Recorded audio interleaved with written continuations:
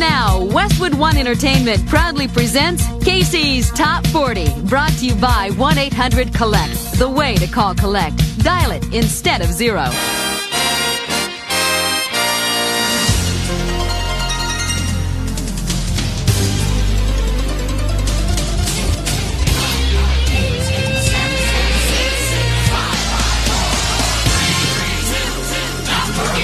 Hello again, everybody, and welcome to Casey's Top 40. I'm David Perry, sitting in for Casey Kasem, and I'm all set to count down the 40 biggest hits on the pop chart. Our rankings come from the official survey of radio stations from coast to coast. The survey is conducted by Radio and Records, the industry's #1 newspaper. Well, we have 5 debuts this week, including brand new hits by Van Halen and the Gin Blossoms. But before we start counting them down to #1, let's take a look at the songs that topped the chart last week. At number 3, Kiss from a Rose by Seal. At number 2, TLC with Waterfalls. And at number 1 last week, I'll Be There For You by the Rembrandts. Now the Rembrandts are going for a 9th big week at number 1. Can they make it? Only one way to find out. Let the countdown begin. And entering Casey's Top 40 at number 39, here's our second debut. It's by a 4-man band from Texas called Deep Blue Something. This is their first Top 40 hit, Breakfast at Tiffany's. You will say Casey's Top 40. Every week, Casey's Top 40 is heard coast to coast and around the world on great radio stations like the #1 hit music station KS104 in Denver, Colorado. Well, now we're up to the first Top 40 hit for Deep Blue Something. Their leader attributes part of their success to his master's degree in English. He says it helped him write songs that aren't quite like anyone else's.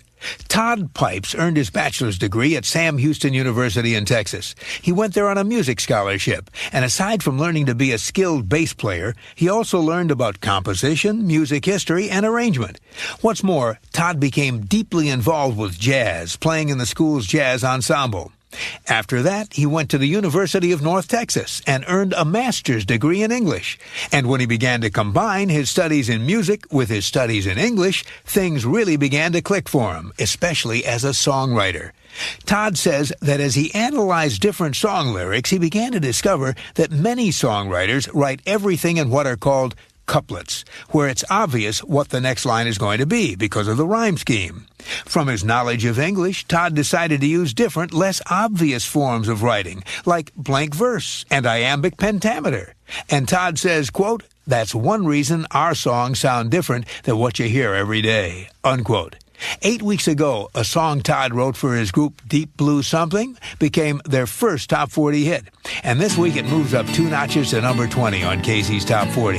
Here's Deep Blue Something and Breakfast at Tiffany's. And I said, what about Breakfast at Tiffany's? She said, I think I remember the film. Number 37. Sliding 4 notches is Deep Blue Something. Lead singer Todd Pipes says he listened to a lot of music while growing up, and the music that inspired him the most was the music of Kiss. This is Todd Pipes and Deep Blue Something with Halo. Casey's Top 40. I'm Casey Kasem. Checking in at number 31 is a song by newcomers Deep Blue Something. It's a song inspired by a classic motion picture, the 1961 film Breakfast at Tiffany's starring Audrey Hepburn. Lead singer Todd Pipes says he chose the title because it sounded so romantic. Here's Todd and his band performing Breakfast at Tiffany's. And I said, well, that's the one thing we got.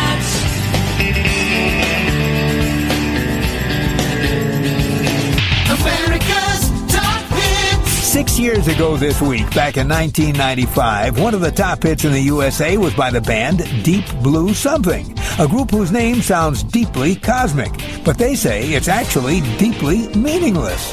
The members of this band first came together at the University of North Texas.